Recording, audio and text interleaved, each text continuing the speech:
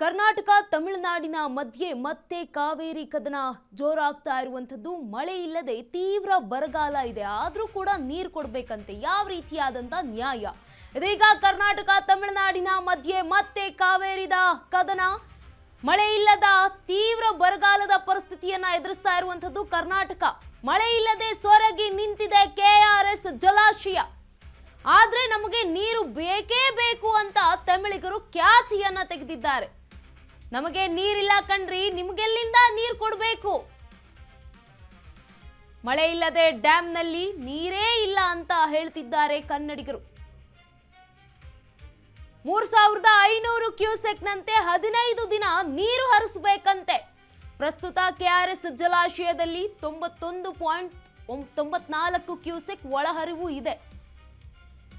KRS ಡ್ಯಾಂಗೆ ಕೇವಲ ಒಳಹರಿವು ಹೊರಹರಿವು ಜೊತೆಗೆ 1747 ಕ್ಯೂಸೆಕ್ ನೀರನ್ನ ಹರಿಬಿಡಲಾಗ್ತಾ ಇದೆ. ಬಳಕೆಗೆ ಸಿಗೋದು ಕೇವಲ 8.747 ಟಿಎಂಸಿ ನೀರು. ಕೆಆರ್ಎಸ್ ನಲ್ಲಿ ಈಗ ಉಳಿದಿರೋದೇ ಕೇವಲ 8 ಟಿಎಂಸಿ ನೀರು. 4 ಟಿಎಂಸಿ ನೀರು ತಮಿಳುನಾಡಿಗೆ ಕೊಟ್ರೆ ಉಳಿಯೋದು 4 ಟಿಎಂಸಿ. ಆ 4 ಟಿಎಂಸಿ ನೀರಿನಲ್ಲಿ ಜನ ಜಾನುವಾರು ಜೀವನ ಸಾಗೋದು ಹೇಗೆ ಸಾಧ್ಯನಾ?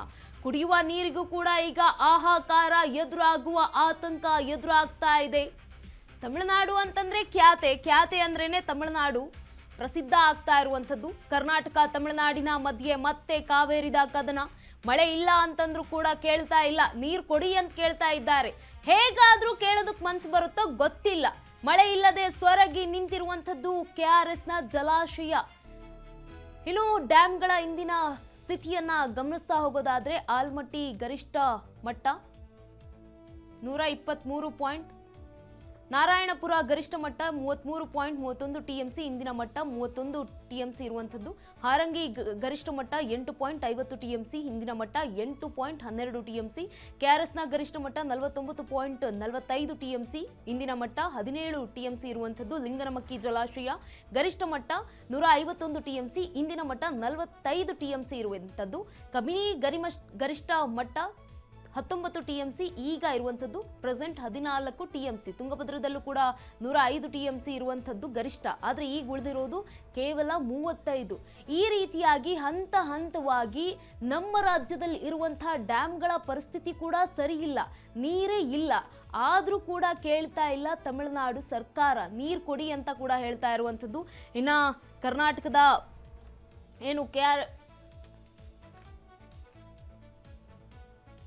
ಇನ್ನು ಕರ್ನಾಟಕ ತಮಿಳುನಾಡಿನ ನಡುವೆ ಇದೀಗ ಮತ್ತೆ ಕಾವೇರಿ ಇರುವಂತಹ ಜಲ ವಿವಾದ.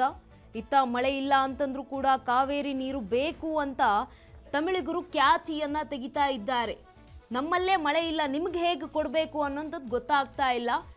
3500 ಕ್ಯೂಸೆಕ್ನಂತೆ 15 ದಿನ ನೀರು ಹರಿಸಬೇಕು ಅಂತ CWRC ಈ ಒಂದು ನಿಯಮವನ್ನ ಹೇಳಿರುವಂಥದ್ದು. ಪ್ರಸ್ತುತ ಕೆಆರ್ಎಸ್ ಜಲಾಶಯದಲ್ಲಿ 91.94 ಅಡಿ ನೀರು ಮಾತ್ರ ದಾಖಲಾಗಿದೆ.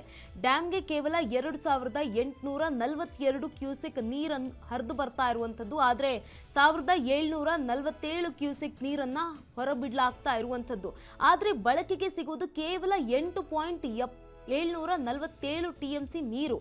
ಕೆಆರ್ಎಸ್ನಲ್ಲಿ ಈಗ ಉಳಿದಿರುವುದು ಕೇವಲ 8 ಟಿಎಂಸಿ ನೀರು ಮಾತ್ರ.